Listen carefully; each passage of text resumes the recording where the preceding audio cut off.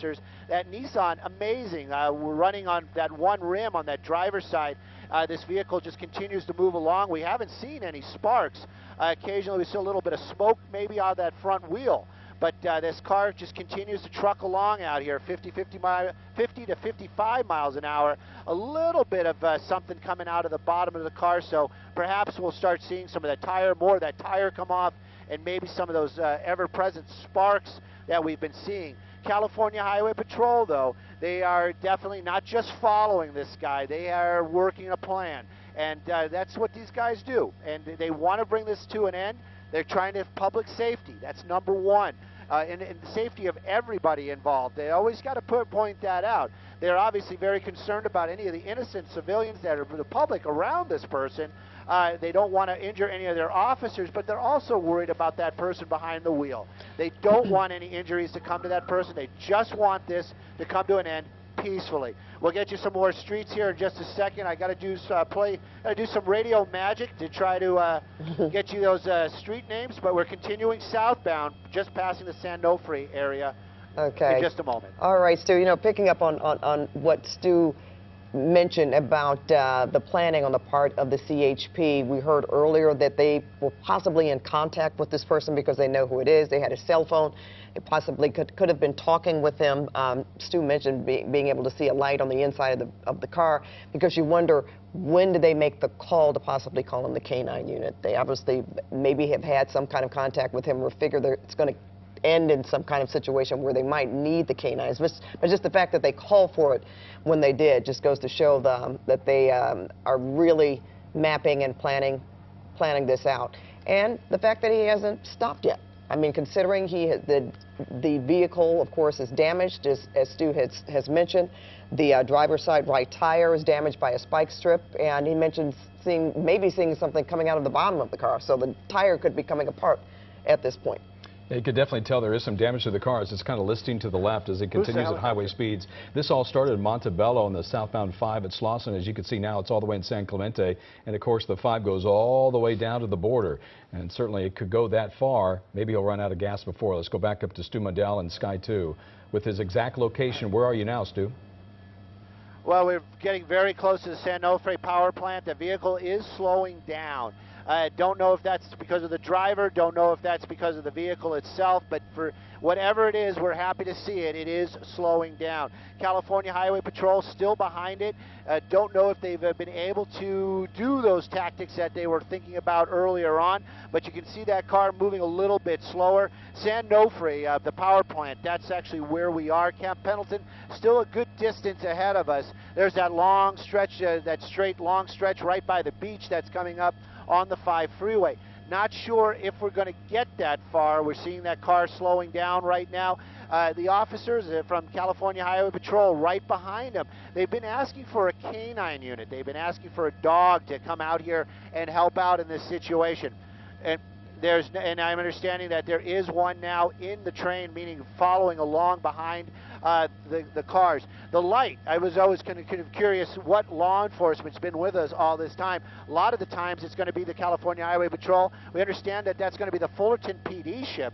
No, oh, it's California Highway Patrol, sorry. California Highway Patrol ship from the Fullerton area. The chase continuing on out here, still moving slower and slower. California Highway Patrol in numbers behind them. One of those numbers is going to be one of those K-9 units. Now, that dog may be released if that person decides to run, especially if we get a little bit farther up. It's very dark out here. You got the beach on one side, you got the hillside on the other. So maybe that's one of the reasons why they might want to have that dog there. Also, a lot of times it's a domestic type of situation. Obviously, this person doesn't want to go into custody. They're thinking possibly this might turn into a standoff. 5 freeway, they don't want to shut that down for a long time, so they're going to do what they can. And that dog might actually help speed things along a little bit to get that driver out of that vehicle and into custody. Right now, though, those are steps ahead. Right now, vehicle moving very slowly, southbound 5 freeway. We're right about at the San Onofre power plant. You can see one of those California Highway Patrol units right behind it. Freeway, all only ones on it in this area at least, going to be law enforcement and that suspect. Looks like he's driving under the speed limit right now. from what I'm looking at, Stu, looks like a very low amount of speed. I mean, you wonder, would they possibly want to do a pit on this car? Well, since they're that close? They could. Yeah, they could at this point in time because it's going slow enough. Mm-hmm. Go ahead, I don't Stu. see anybody on the other side of the freeway. And, or in the you other know, lane. right now they actually might do that. I mean, they're going to wait and see. They're going to give this guy, they're going to give him the opportunity to pull it over and bring it to a stop. But if the speeds continue to get a little bit slower, I wouldn't be surprised if they decide to do that type of situation. Perhaps that other spike strip still might be in play. I do see a lot of law enforcement farther down the road, meaning farther down the 5 freeway. You can see the lights, but they might just be taking care of on-ramps and making sure, trying to keep the public off the road just till the pursuit passes.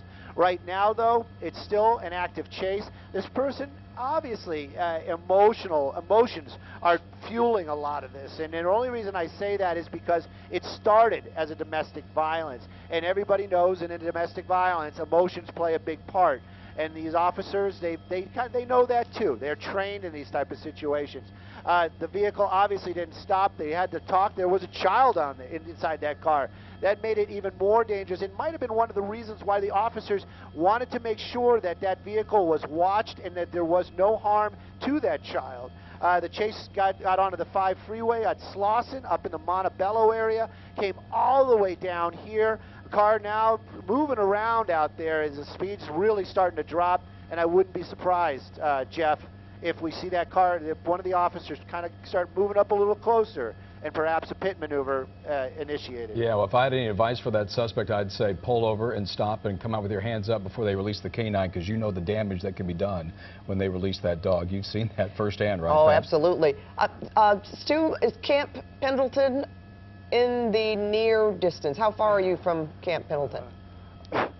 Well, the speeds we're going right now, Pat, it would be a long ways off. We actually just past the San Onofre power plant. I'm going to get a wider shot. There it is, actually underneath us. You can see some of that right there. And then also you get an idea that helicopter, that's going to be the California Highway Patrol out there with their light this evening. And they've been keeping a very close eye on it, using that night sun. And just, keeping that distance, lighting up the freeway, making sure that anybody else that might be on the freeway, they're keeping an eye on that whole situation. And of course, the law enforcement behind it. Now they have that K9 unit there as well. That one unit, I'm right here with Jeff. I'm wondering, every time he gets a little bit closer, you just got to wonder, is he doing that to set up a pit maneuver? He looks like he's getting in position. There we go. There it comes. Yes, he is. Yeah. At these slow speeds, it is going to be a very safe type of situation. But you can see that suspect still, just a little scuff there on the bumper. He's still trying to keep those officers at bay. But once that CHP gets contact like that, whoop, there it is. There it is. But is that going to stop it? Go over the edge. Yeah, they can. All right, well. They try to block him in. They try to block him in when they do that. But in this case, he went off to the curb. But it shows you that they really want to bring this thing to an end. We might see another one like that, and perhaps the second time around, the other officer might try to get in front of him to block him in. But here we go once again. But now, the driver of that car, he might have learned his lesson, got a little bit wiser of the situation. But you know what? You've got two sides there, buddy, right and left. California Highway Patrol, they'll pick and choose, trust me. And it looks like we're going to see another pit maneuver here just in a second. This car, you got to remember, 3 tires. Whoop, there we go, and off the road into some of that terrain. Close to the ocean there, right? Well, lights off. Doors popping open. He's out, isn't he? Open. Yep, and hands are up. There we go. All right, so. Yes. It looks like he was just biding his time, as you say, very emotional, but also maybe thinking about, wow, how much time did I rack up here? I started with this domestic violence call, so there's that, and then I evaded police, or tried to, and knew this was, he had nowhere else to go, and this was ending very well for him. Yeah, this that is he was able to get out of that vehicle and put his hands up. At this time, he should consider himself pretty lucky there, and hopefully. What's happening now, Stu? Is he taking off a jacket of some kind? Yeah, I'm sure that the officers from California Highway Patrol giving him the instructions. They want to make sure he has no weapons. They're probably telling him to make these moves. show that he has nothing. That move right there, probably not the best type of deal, especially with these officers in this type of situation. So he's now starting to move away from the vehicle. He's walking towards car, it. you know, flat tire, the bumper missing. You know, he should have thought this out a little better. We always say that hindsight is always 50-50 or 20-20. I'm not always 20-20. Right now, though, California Highway Patrol. There's that dog. I don't know if you can really make it out, but that's the one right there, right behind him. And obviously, if he does not comply, that dog will be able to join the law enforcement takedown. But if he follows the rules and does as he's told, that dog is just going to be one of the officers involved in the arrest this evening. Right now, that guy on his knees, hands in the air, and there comes the cuffs here any second. In custody. And there it is. It's official. Suspect's in custody. This coming to an end. Southbound 5, just past the San Onofre power plant. And also, you can see some of these other officers down there. Montebello PD actually might be in this pack as well. All right, well, Stu, all's well that ends well. We're certainly glad that this did end with no violence. They were able to take the suspect into custody. No one else hurt, no injuries, and officers are fine, K-9's fine. Yep. So thank you so much for that, Stu. You bet. We'll continue to follow this here on CBS 2, but let's get to weather right now. Garth, Wow. Yeah. Are we good? We are still live streaming. Thank you, guys. And we're still, some other station still has our picture. Guys, I wish I could be joining you. I really, really do. I'll make that effort right now just to take a peek in the room, see what you guys are thinking, what you guys are saying.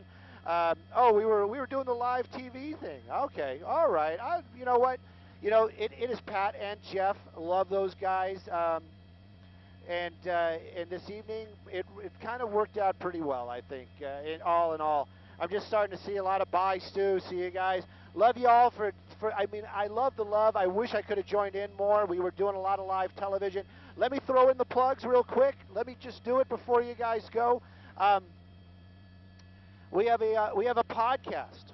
We, meaning I, have a podcast, CBS LA. They actually have two. The one that I'm doing, we're doing interviews. Anybody out there right now a Bosch fan, and I'm not talking about the power tools, I'm talking about the television show. Tune in on Friday. Check it out. Find it on Friday. We're actually on. We're on the Apple. Apple. You can get it through Apple. Get us through the CBS LA website. But if you guys do and you listen and you like, do the subscription thing. Do the subscription. Just click on it so that they know that you guys are listening and liking. Also, you got Rotorhead 8. Awesome job today. A lot of complicated flying. I wish I could have put his mic up so you could hear all the yammering that was going on as we were at 3,000 feet dealing with flight restrictions and all that other stuff. That's going to be Rotorhead 8. You can find him social media. It's the number 8 because pilots, they can't spell. And so go ahead and find him. Obviously, I'm Stu_Mundel. I'm just going to put out here, when we're doing this stuff, it's raw. Like right now, it is raw. I am just talking to you. It is live news, but we are just talking to you. And a lot of times, when you're joining us, I mean, tell your friends that this stuff is going on. We try to bring it to you as it happens. And sometimes, you know, you might join in, or so one of your buddies might join in, or maybe your parents are joining in, and they catch like 2 seconds of me, and they're like, oh my God. You got to kind of remember, this is live, and there's a lot going on up here. But CBS LA, hashtag, the Twitter, the Instagram, and Facebook. Those are the people paying the bills. Give them a shout out as well. Go to their pages, like them, join the team, and of course, if you guys are local, KCAL CBS. That's it for my shameless plug, guys. I'm sorry about all that. I almost, I got to tell you, honestly, just between us here on Facebook and the internet, I don't mind plugging all the people that are involved, because you know what, we work as a team and we do it well. And I just got to say, guys, thank you so much for the love. I appreciate it. And it was a slow chase. Let's be real about all this. But in the end, the guy went into custody. You know, it looked like he had done this before, huh? He just kind of jumped out, put his hands up, and said, oh, I'm done. And in the end, you know, you kind of ruined his car. I'm really, really happy that child is okay. We understand that he was dropped off earlier on. We're getting shout-outs for Brennan, just letting you know. And anyways, guys, we need to fly home. We are way south. I was hoping San Diego. Never been to San Diego with the helicopter. But anyway, guys, I'm going to check in with my desk. Thank you guys so much. Guys and gals who are listening. You know when I say guys, I mean just in a general sense. 9 Hotel. Done with the done and the thing with the thing, and checking in to see what we're going to do with us.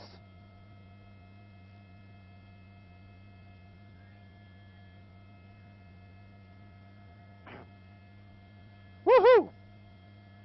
Thank you. Got a pat on the back from our assignment desk. We're going to start heading home. Jay, I know you guys love this, so maybe they'll keep us up for just a minute or two longer. That is going to be the beautiful San Clemente, Laguna Niguel. All those Orange County fancy words, they just roll off your tongue. Laguna Niguel. Is it? I don't know. Do you got to roll the Niguel? Niguel? No, there's no R in that. Just Laguna Niguel. Anyways, guys, we're off. We're going to go get some fuel, go on home back to Van Nuys. Again, thank you guys for listening. I do appreciate it. Check out our podcast. We're interviewing Henrik Baskin, and if you don't know who Baskin, if you don't know who he is the guy that brought us Bosch. You always just kind of think of that. And of course, we're doing other people too every Friday.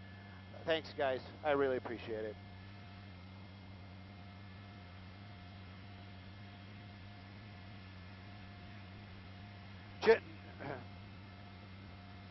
Copy all. Jeanette, I'm just going to tell you real quick, we can't stay. We got to drop. See you guys.